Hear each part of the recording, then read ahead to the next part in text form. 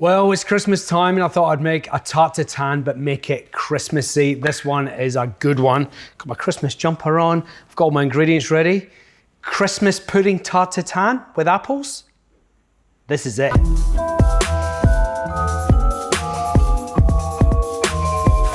Apples. I like using Pink Ladies. You could use Granny Smiths, you could use Royal Galas.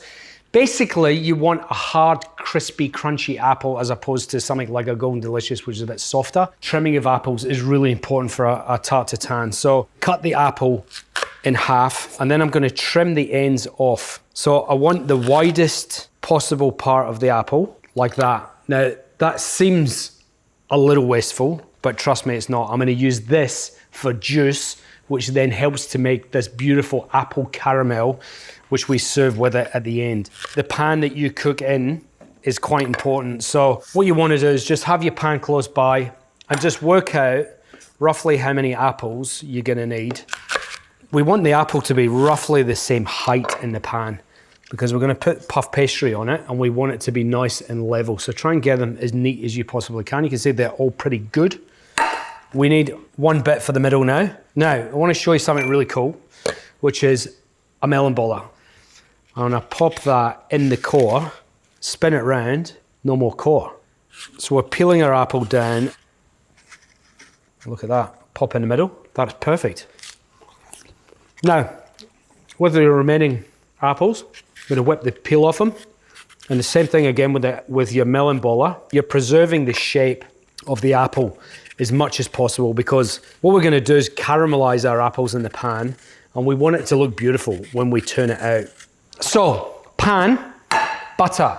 So stick that in your pan, get it on the stove, medium high, and as soon as it starts melting a little bit, we're gonna add raw sugar in there. Vanilla. All you need to do is score it all the way down, open it up, and just run your knife down the middle, and you get all of the beautiful vanilla beans. Drop them in, and then with the actual pod itself, we're gonna cut it in half, and then in half again.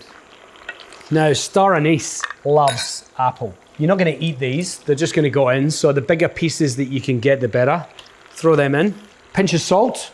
Sounds weird, eh? Salt in a dessert. There's so much sugar in here between the apple and all of the sugar that's in the pan. The salt helps even that out and make it a richer, more delicious dessert. And plus, everyone loves salted caramel, right? Black peppercorns. Amazing. So we just wanna crack them, so it's a little bit chunky still. And then we pop these in here as well. Now to this, we're gonna add our apples. Once the color starts getting here, sugar's starting to go nice and golden brown. So just to give myself a bit of a chance, I'll turn the heat off and then I'll start putting my apples in. Just make sure that none of your spices are in the way of the apple touching the base of the pan. If they're in the way, the apple won't be able to caramelize. Pick them up and just sit them on the top, out the way. Put that bit in the middle, and then we can start the heat again. And what we want to do is literally just caramelize the apples. We want the apples to be rich and golden brown. I'm using a pan that's sort of quite deep and has got straight sides because when we prepare the pastry, we're going to tuck the pastry round the sides of the apple. And then what that does is once we turn the tarte tatin out, it's got this sort of wall of pastry that's going to hold all that delicious caramel sauce. So when you take it to the table, it looks stunning.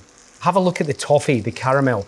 It's a really rich, dark color. And we need that because the apples actually release liquid, of course. And then that mutes the caramelization of the caramel in there. So you've got to get some real good color on there pretty early on. Now, pour out some of the caramel, otherwise it will boil over in the oven.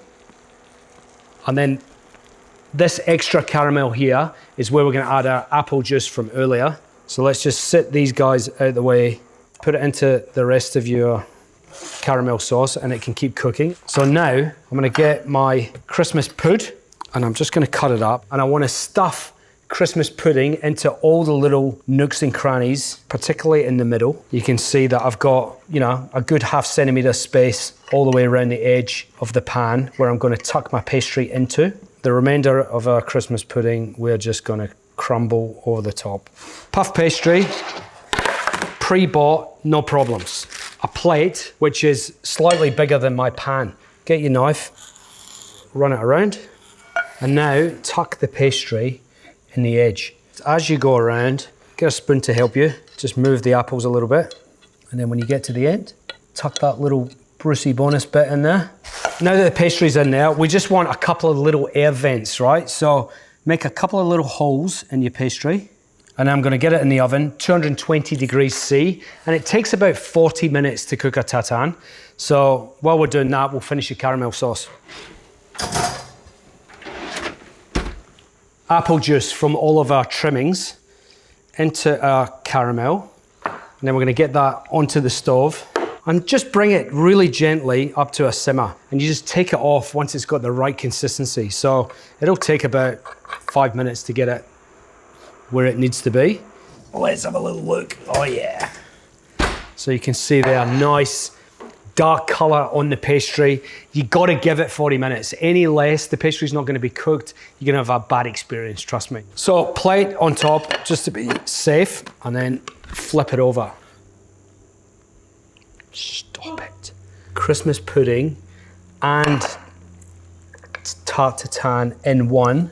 Put the rest of that Christmas pudding from the pan back in there. How good does that look? Okay, so we've got our sauce that we'll strain off into our sauce bowl. Do you like my Christmas crockery? I went to Maya and got myself the full Christmas selection. Have a look at this. What says Christmas like this? Seriously, it's magnificent. Just very gently help it out onto your plate. I'm gonna steal a little bit of the caramel sauce just to glaze it up and make it beautiful. And there you have it. It's my classic Apple Tarte Tatin with Christmas pudding. How festive. Serve it, plenty of vanilla ice cream, caramel sauce on the side. Merry Christmas. Thanks for watching, and if you liked that, please click subscribe because there's plenty more where that came from. Also, if there's a recipe that you actually want to see me make, chuck it in the comments below and we'll get around to it. Thanks for watching.